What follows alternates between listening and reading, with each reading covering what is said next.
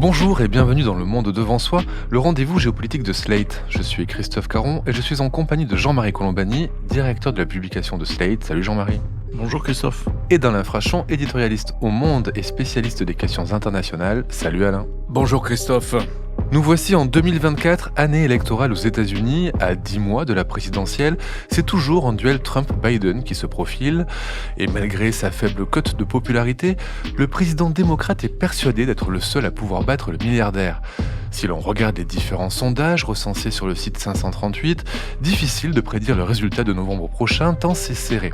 Difficile aussi de savoir si l'inéligibilité de Trump dans le Maine et le Colorado sera confirmée par la Cour suprême et permettra l'émergence d'un ou d'une rivale républicaine dans les personnes de Ron DeSantis et de Nikki Haley. Difficile enfin de savoir si Joe Biden pourra aller jusqu'au bout de cette campagne avec le soutien plein et entier de son parti. Seule certitude, nombreux à l'étranger espèrent le retour de Donald Trump dont les prises de position internationales pourraient laisser les mains libres aux faucons actuellement à l'œuvre en Ukraine et au Proche-Orient.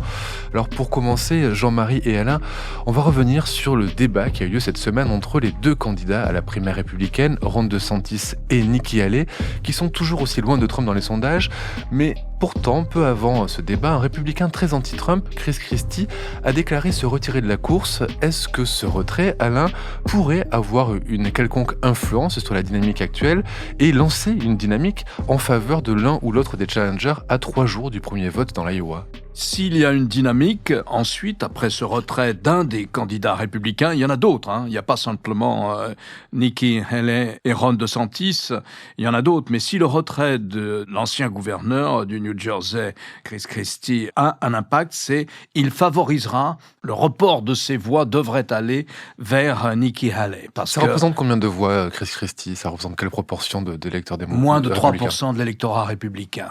Curieusement, parce que c'est un homme qui a qui a beaucoup de compétences, qui aurait aimé être le premier secrétaire général à la Maison-Blanche au lendemain de l'élection de Trump, qui ne l'a pas été, mais qui ensuite a réalisé, comme la plupart des gens qui ont travaillé avec Trump, notamment les gens qui ont été les 2 ou 3 secrétaires généraux de la Maison-Blanche qui se sont succédés, et particulièrement le dernier, le général John Kelly, tous ces gens ont été absolument estomaqués par l'incompétence, la paresse et la dangerosité que représentait Trump à la tête des États-Unis. Et Chris Christie, lui aussi, s'en est rendu compte, mais il est le seul à avoir été à contre-courant de l'électorat républicain, c'est-à-dire qu'il est le seul à avoir véritablement fait sa campagne en disant « Nous ne pouvons pas élire cet homme à la Maison-Blanche. Il est incompétent, il est dangereux et c'est un despote en puissance. » Donc, en ce sens, Chris Christie a été un peu du côté de l'argumentaire de Joe Biden, c'est-à-dire c'est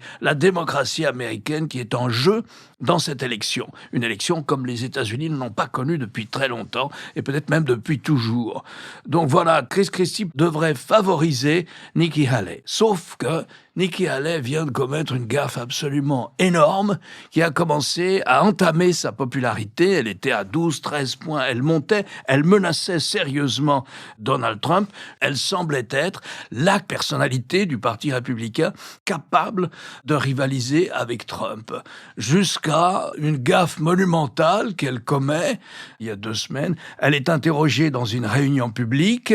Vous savez, ça se passe comme ça, c'est le préau d'école, c'est véritablement la politique dans le préau d'école, c'est-à-dire vous allez devant les électeurs et vous devez les convaincre pour qu'ils vous donnent leur vote. C'est ce qu'on appelle les caucus, les assemblées électorales dans l'Iowa. Et quelqu'un lui demande quelle est la cause de la guerre de sécession à la fin du 19e siècle. Et elle bafouille. Ancienne gouverneure de Caroline du Sud, c'est-à-dire un des principaux États esclavagistes et du Sud de la Confédération qui voulait maintenir précisément l'esclavagisme. Eh bien, elle bafouille et elle dit c'était une question de la répartition des compétences entre l'État fédéral et les États fédérés. Elle est incapable de dire ce qui était la cause principale de la guerre de sécession, c'était la question de l'esclavagisme. Et du coup, elle a véritablement ramé, elle est descendue dans les sondages, et c'est la première fois qu'elle est mise vraiment en difficulté pour des raisons curieuses qui sont sans doute liées à la politique locale, à la politique en Caroline du Sud. Selon vous, elle n'a pas osé en parler ou c'est parce qu'elle n'a pas osé prononcer le terme d'esclavagisme ? Dans le sud des États-Unis, de manière subliminale, lorsqu'on parle de la guerre de sécession, on ne met pas l'esclavagisme en tête. On dit ce qui était en question, c'est le pouvoir des États. Est-ce que le pouvoir fédéral a la capacité d'interdire aux États de maintenir ou d'abolir l'esclavage? Est-ce que c'est une compétence qui revient à l'État fédéral? La Constitution ne dit rien là-dessus. Ou est-ce que c'est une compétence des États? Et donc, on appelle la guerre de sécession la guerre entre les États. Voilà comment on appelle la guerre de sécession. Mais à vrai dire, ça ne trompe personne. La question était bien de savoir, est-ce qu'on est pour ou contre l'abolition de l'esclavage? Le Sud était contre, s'est révolté contre le Nord et a perdu cette guerre. Une guerre qui a été effroyable, qui est une préfiguration de ce que va être la guerre de 14 dans l'utilisation de l'artillerie notamment. Donc voilà, elle a, si vous voulez, laissé transparaître une manière, il n'y a pas d'autre mot, une manière de racisme qui est courante ou qui est sous-jacent dans certains États du Sud, et notamment en Caroline du Sud, où elle a été la gouverneure. Parce qu'on est d'accord que, quelle que soit la dynamique qui puisse émerger après le premier vote dans l'Iowa, Ron DeSantis et Nikki Haley ne se battent que pour une deuxième place, Jean-Marie. Oui, sauf que si le score des primaires fait qu'elle peut s'approcher suffisamment de Donald Trump, à ce moment-là, elle peut enclencher une dynamique, et de cette dynamique peut naître une bataille beaucoup plus équilibrée et peut-être la défaite de Donald Trump. Si cette défaite n'intervient pas sur le terrain juridique, ça c'est évidemment l'autre aspect des choses, parce que le processus des primaires démarre la semaine prochaine. Il y aura entre-temps aussi un certain nombre d'instances juridiques, de procès auxquels va devoir se soumettre Donald Trump, et puis l'attente de la décision de la Cour suprême, puisque la Cour suprême va devoir trancher sur le point de savoir si les deux États qui ont rendu inéligible Donald Trump à cause du fait qu'il a participé ou fomenté ou été l'inspirateur d'une insurrection, est-ce qu'ils sont légitimes à le déclarer inéligible ou non? Normalement, ils devraient, parce qu'il y a donc un 14e amendement dans la Constitution américaine qui est directement relié d'ailleurs aux conséquences de la guerre civile et de la guerre de sécession, puisque cet article 14 est fait pour prévenir l'élection de gens qui, venant de la Confédération, auraient évidemment comploté contre le gouvernement du Nord. Et donc là, si vous êtes convaincu d'avoir participé à une insurrection ou soutenu une insurrection, vous ne pouvez plus exercer d'emploi public. Donc, est-ce que la Cour suprême va faire jouer cet amendement, ou est-ce qu'elle va tout simplement s'en laver les mains d'une certaine façon et renvoyer ça devant un tribunal fédéral? Auquel cas, on verra ce que décide un tribunal fédéral. Et là, on est à ce moment-là dans un processus beaucoup plus long, parce que le tribunal, il peut y avoir un premier jugement, puis un appel, donc un temps judiciaire suffisamment long pour que l'élection intervienne entre-temps et que Trump soit élu au mois de novembre prochain. Donc c'est une situation extrêmement compliquée en fait, et très délicate. Mais ce qui est quand même étonnant dans toute cette histoire, c'est que le Parti républicain se soit comporté de la sorte, c'est-à-dire se soit soumis de façon aussi claire et simple au populisme incarné par Donald Trump, tournant le dos à ce qu'était jusqu'à présent le Parti républicain. Et donc, c'est ce qui explique la panne actuelle de Challenger, sauf Nikki Haley, qui a, elle, au contraire, réussi à tirer son épingle du jeu, pour le moment. Jean-Marie a parlé de cette décision de la Cour suprême qui devrait confirmer ou infirmer la décision du Maine et du Colorado. Les rapports de force à la Cour suprême, Alain, sont plutôt en faveur de Donald Trump actuellement. Ils sont en faveur de Donald Trump. Il y a 9 juges, dont 6 ont été nommés par des républicains. Les 3 derniers ont été nommés par Trump. Et ce sont 6 magistrats qui appartiennent à une école conservatrice. Ils appartiennent tous au même club, le club des fédéralistes. Ils appartiennent à un groupe de magistrats conservateurs. Alors, c'est paradoxal, si vous voulez, parce que qu'est-ce qui s'est passé dans l'affaire du Colorado puis du Maine?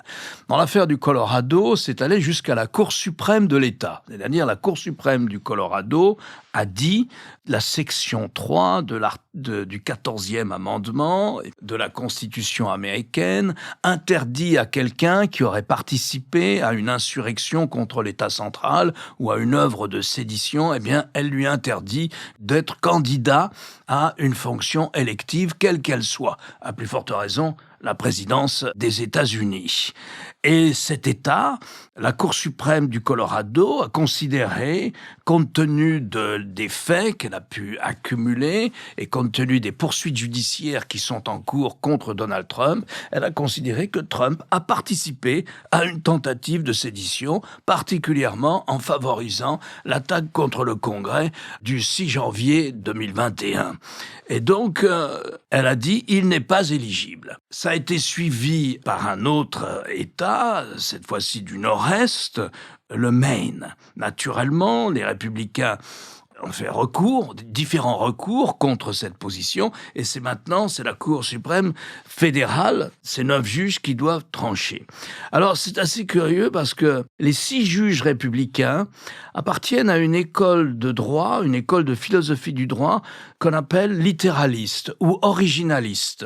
C'est-à-dire que eux ils disent il faut appliquer la Constitution à la lettre. Si elle dit que quelqu'un est soupçonné de participer à une sédition ou à une insurrection, il ne peut pas être candidat à la présidence. Donc c'est l'interprétation littéraliste d'un amendement qui a été ajouté à la Constitution au lendemain de la guerre de sécession, justement. Eh bien, en principe, ils devraient suivre l'avis de leurs collègues du Colorado, les juges de la Cour suprême fédérale, la grande Cour suprême, parce que eux aussi appartiennent à cette école littéraliste ou originaliste de l'interprétation de la Constitution. Vraisemblablement, ils ne le feront pas. Ils ne le feront pas uniquement parce qu'ils ont été, pour 3 d'entre eux, nommés par Trump, ou parce qu'ils sont plutôt de sensibilité républicaine. Ils ne le feront pas parce que la Cour suprême considère que le fait qu'elle ait été amenée à trancher dans l'élection de Bush Jr. en 2000 a participé à sa déconsidération dans le public. Et elle a dit qu'au fond, des questions de ce type-là ne relève pas des juges, mais des électeurs. Et donc, ça la gêne d'être une sorte d'électeur suprême. Si la procédure électorale ne peut pas se dérouler normalement, ça leur revient à eux de décider qui va être le président des États-Unis. Ils n'ont pas envie que ça leur arrive une deuxième fois. Ils pensent que ça les déconsidérera encore plus. Et donc, ils vont chercher vraisemblablement un consensus entre eux, entre les 9 juges, non pas pour dire que la Cour du Colorado s'est trompée. Ils diront pas ça. Ils trouveront un argumentaire pour dire que ce n'est pas à eux de dire ce qu'il en est. Ce qui laissera la porte ouverte à Trump pour être candidat. C'est le plus vraisemblable. Une sorte d'argutie philosophico-juridique qui fait que, sans annuler, sans condamner ce qu'ont fait les juges de la Cour suprême du Colorado, ils ne prendront pas position, ou position suffisamment claire, si vous voulez.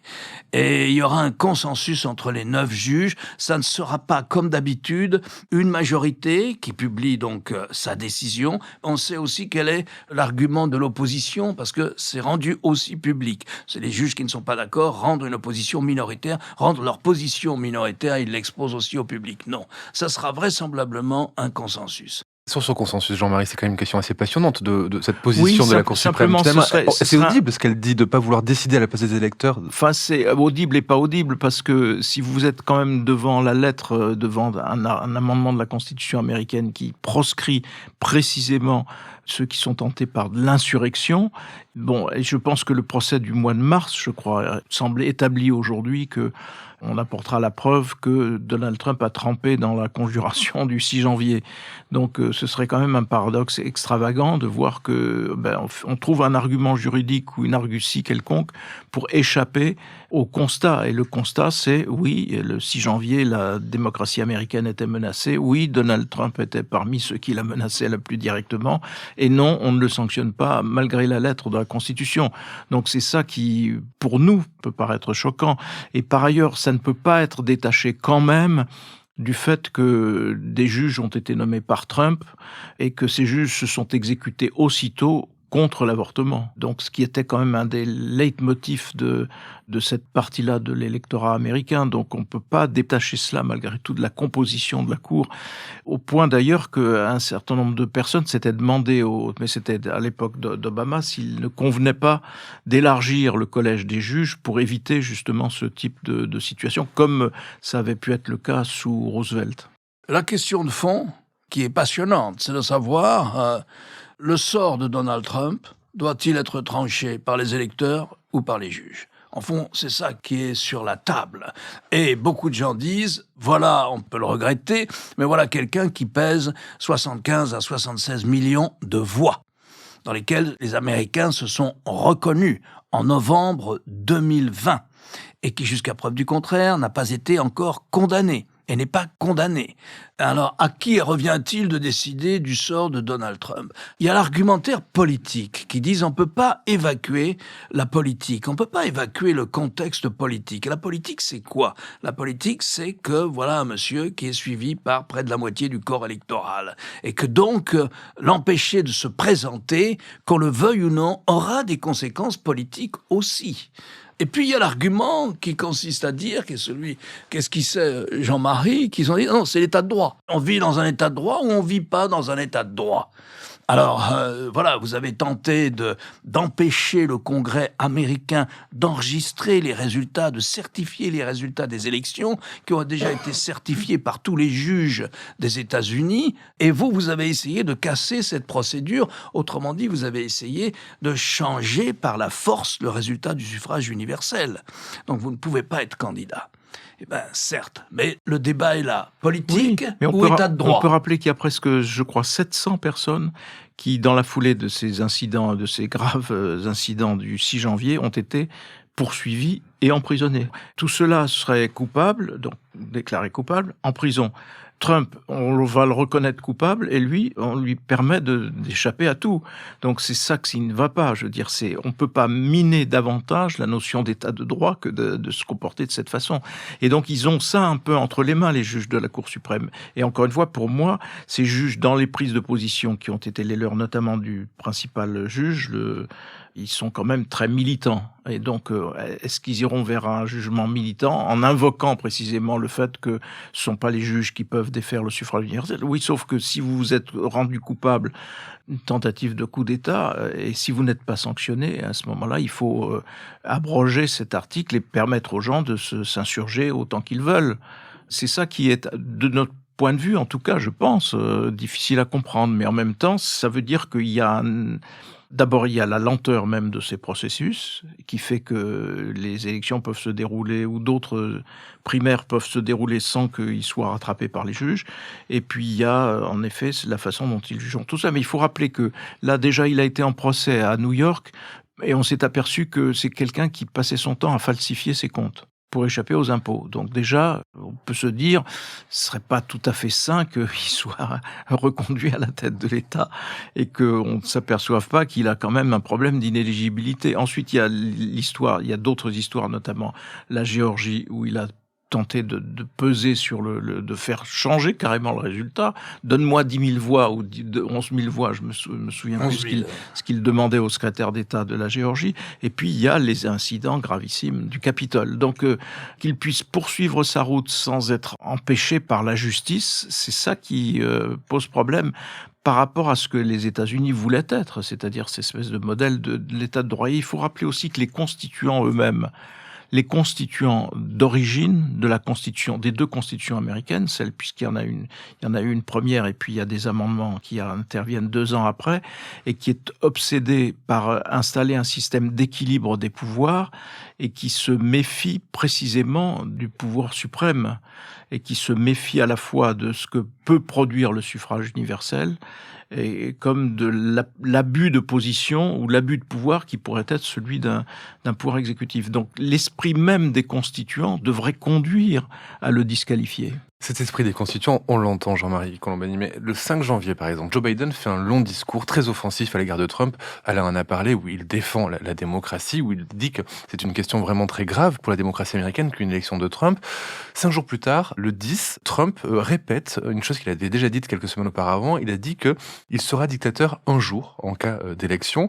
Et il précise, après ça, je ne serai plus un dictateur, je gérerai comme on l'a fait. Mais il a quand même ces mots-là, je serai un dictateur. Ces mots, il les a déjà eus, il y a quelques temps. Ça ne l'empêche pas de faire la course course en tête du côté des Républicains, de pouvoir battre Biden dans certains sondages. Est-ce que ces valeurs de démocratie n'impriment plus aux États-Unis? Est-ce que c'est encore audible ce discours-là? Le problème, c'est qu'une bonne partie du corps électoral américain est gagnée par ce que l'on appelle le populisme. Mais c'est ce même national-populisme, au fond, qui conduit à l'élection d'Hitler en Allemagne, qui conduit à l'élection de Mussolini en Italie. C'est ce même genre de phénomène qui est à l'œuvre aux États-Unis, pour une partie en tout cas de l'opinion. Et donc c'est bien là que le bas blesse, et c'est bien là que l'enjeu est planétaire d'une certaine façon, parce que si le leader, entre guillemets, de ce que l'on a longtemps appelé le monde libre cesse d'être le symbole du monde libre, voilà, là je pense qu'on est au seuil d'un bouleversement plus grand encore que celui auquel nous sommes soumis pour le moment. Moi, je crois qu'on peut même aller encore beaucoup plus loin. On ne pourra pas dire qu'on ne savait pas ce que voulait faire Trump s'il retourne à la Maison-Blanche. Trump a concocté cette fois-ci, a préparé, avec une équipe spécialisée de conservateurs au sein d'un think tank qui s'appelle la Heritage Foundation. Trump a préparé un remaniement des institutions américaines qui ne suppose pas de passer par le Congrès et qu'on appelle Trump 2025.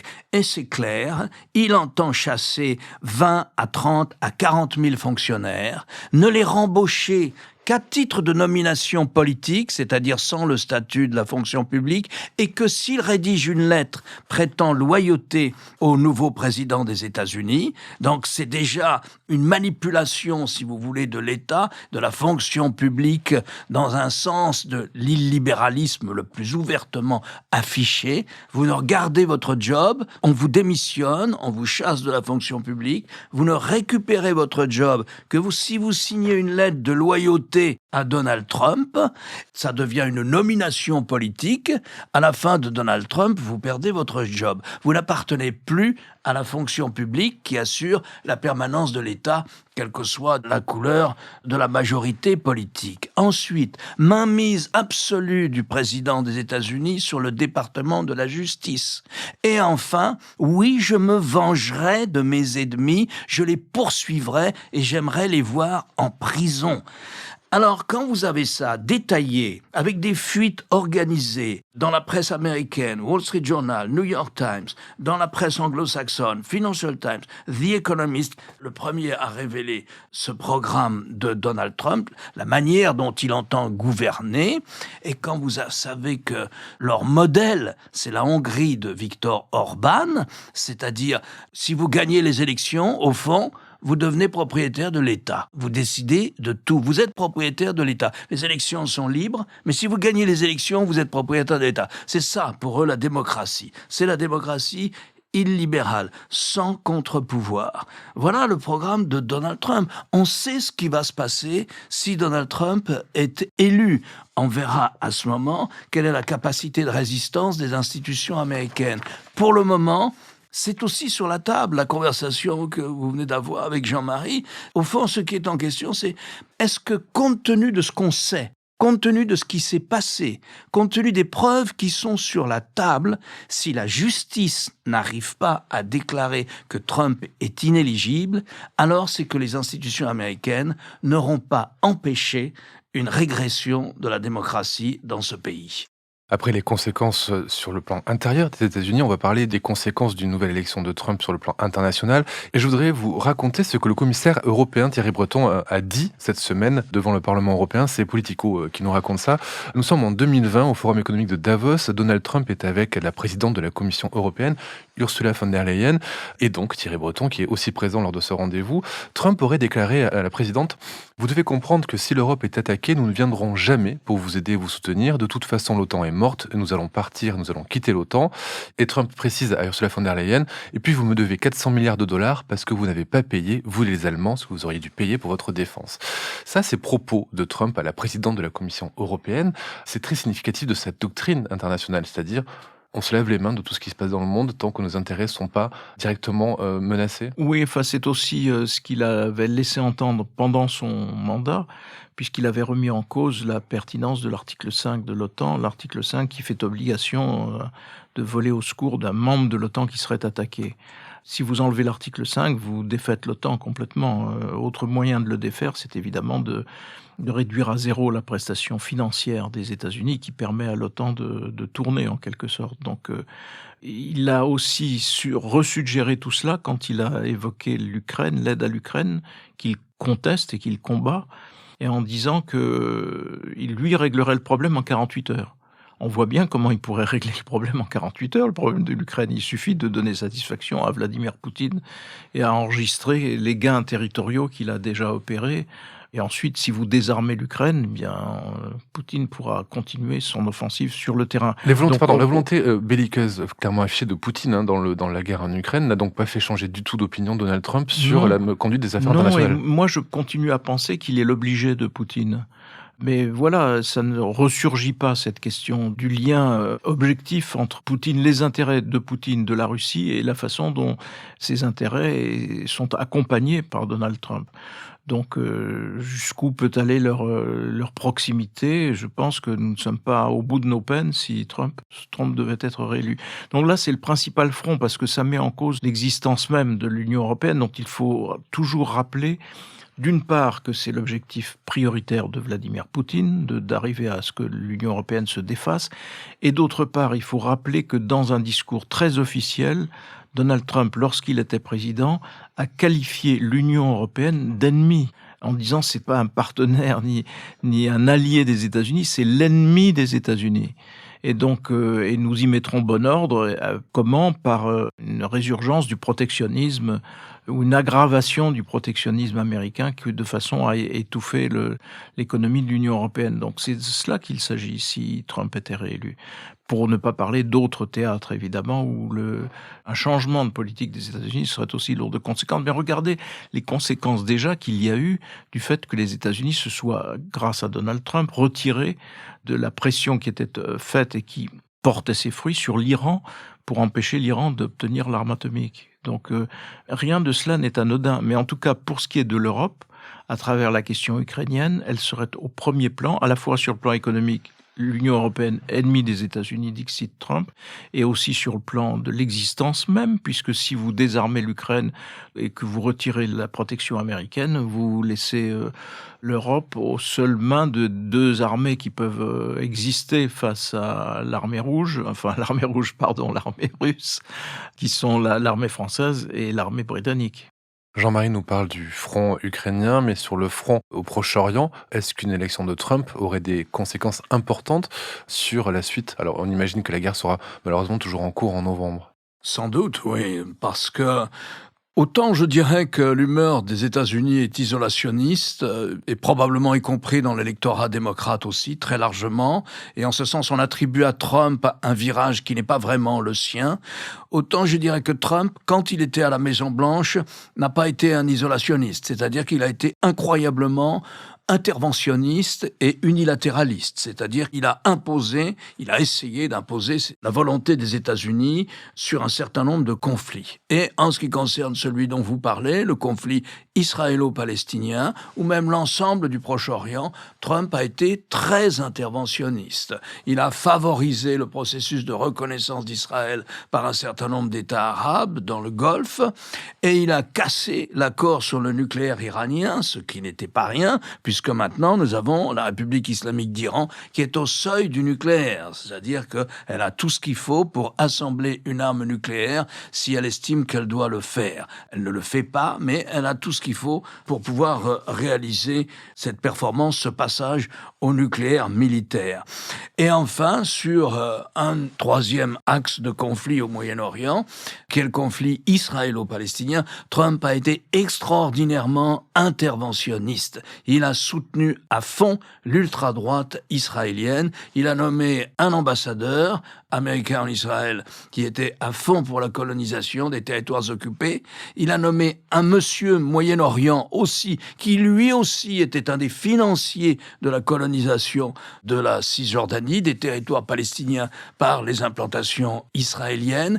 Et enfin, il a déplacé, sans demander aucune autre contrepartie à Israël, il a déplacé l'ambassade l'ambassade des États-Unis de Tel Aviv à Jérusalem. Or, le droit international, celui qui s'est imposé au lendemain de la création d'Israël, était de dire que on ne tranche pas le statut de Jérusalem, on ne dit rien sur la répartition de la ville et sur à qui doit appartenir cette ville, on la place sous un statut international tant qu'il n'y a pas d'accord de paix entre les Israéliens et les États arabes. Lui, sans rien demander à personne, sans en référer à l'ONU, il a déplacé l'ambassade des États-Unis à Jérusalem et il a fermé le consulat américain, toute la partie du consulat américain qui s'occupait des questions palestiniennes, des territoires occupés. Et enfin, il a fermé le bureau de l'Organisation de libération de la Palestine à Washington. On n'avait jamais eu affaire à un président américain aussi anti-palestinien que Donald Trump. Et vous pouvez donc imaginer que dans le conflit actuel, il ferait le contraire de Joe Biden. Joe Biden, sans grand succès, il faut bien le dire, essaye d'influer le cours de la guerre entre Israël et le Hamas palestinien en disant « on ne peut pas continuer comme ça ». C'est sous la pression de Joe Biden que le ministère de la Défense israélien a pris des positions pour dire « les Israéliens ne gouverneront pas Gaza, ne reviendront pas à Gaza, il n'y aura pas de Palestiniens expulsés de Gaza ». Tout ça s'est fait sous la pression express de Joe Biden dans des coups de téléphone très conflictuels avec le Premier ministre israélien Netanyahou. Et dans le dernier des coups de téléphone, paraît-il, Biden a raccroché purement et simplement sans écouter ce que lui disait Netanyahou. Eh bien, Trump sera le contraire. Trump soutiendra autant que faire se peut la politique qu'entend mener maintenant Netanyahou. C'est-à-dire qu'une fois qu'il aura suffisamment démantelé, sur le plan militaire, le Hamas, dit-il, eh bien, on recommencera à enfermer totalement la bande de Gaza et à coloniser la Cisjordanie. Merci Jean-Marie, merci Alain. Je voudrais vous signaler l'interview de François Hollande dans l'épisode 300 de Transfert. L'ancien président revient sur les attentats de janvier 2015 qui ont touché Paris. Alain, votre chronique, chaque jeudi, dans Le Monde et sur lemonde.fr. Et cette semaine, vous nous parlez ? Je parle de la posture qu'a prise ouvertement Vladimir Poutine, à la fois le 14 décembre et puis renouvelée le 1er janvier, en ce qui concerne une éventuelle négociation avec l'Ukraine. Il a posé les bases d'une capitulation de l'Ukraine. Autrement dit, il a dit non à la négociation, sauf à mes conditions. C'est à lire dans Le Monde et sur lemonde.fr. Jean-Marie, vous, je rappelle votre participation chaque jeudi à l'émission politique sur France 24. Qui est dédiée cette fois au nouveau gouvernement, car la France a un nouveau gouvernement. Pour combien de temps ? On verra. Merci beaucoup Jean-Marie. Merci Alain, à la semaine prochaine. Merci Christophe. Merci Christophe.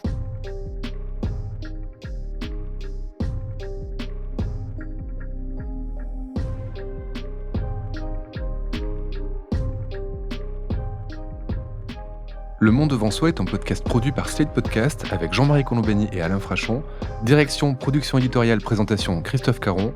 Montage et réalisation Aurélie Rodriguez.